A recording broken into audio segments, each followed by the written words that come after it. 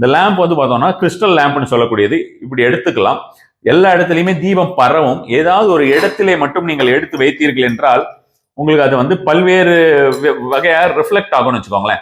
நம்ம வீட்டில் ஏதாவது ஒரு பிளேஸ்ல நமக்கு கொஞ்சம் பவர், எனர்ஜி பவர் வந்து கொஞ்சம் குறைவா இருக்கு. இப்ப நான் உதாரணத்துக்கு சொன்ன மாதிரி வடகிழக்கு பகுதியிலயோ தென்கிழக்கு பகுதியிலயோ நமக்கு வந்து அதிகமா நம்ம செல்வ வளம் சேருவதற்கு இருக்கணும். தென்கிழக்கு பகுதியில நம்ம வந்து ஃபயர் எனர்ஜி அப்படின்றது வைக்கலாம். ஆனா கண்டிப்பாவே நம்ம வடகிழக்கு பகுதியிலையும் வைக்கலாம். ஆனா வடகிழக்கு பகுதியில தான் நம்ம பூஜை அறையை வைத்து நம்ம எல்லாமே செஞ்சுக்கிட்டு இருக்கோம். அதனால இது மாதிரியான விஷயம் வச்சோம்னா பல இடத்துல பிரதிபலிக்கும் இல்லையா?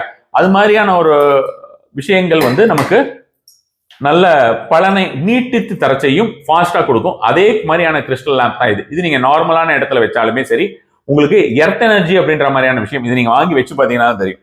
ஸோ அந்த ஒரு எர்த் எலிமெண்ட்டை வந்து நம்ம வந்து என்ஹான்ஸ் பண்ண முடியும். லோட்டஸ் லேம்ப், இந்த லோட்டஸ் லேம்புமே வந்து சூப்பரா பலன் தரக்கூடியதாக இருக்கும்னு வச்சுக்கோங்களேன். அதாவது பாக்குறதுக்கு அழகு அப்படின்றது மட்டும் கிடையாது, சிம்பாலிக் ரெப்ரஸன்டேஷன் ஆஃப் மகாலட்சுமி இந்த லோட்டஸ் லேம்ப் அப்படின்றது. ஸோ அது ஒரு விஷயத்தை ஞாபகத்தில் வச்சுக்கோங்க.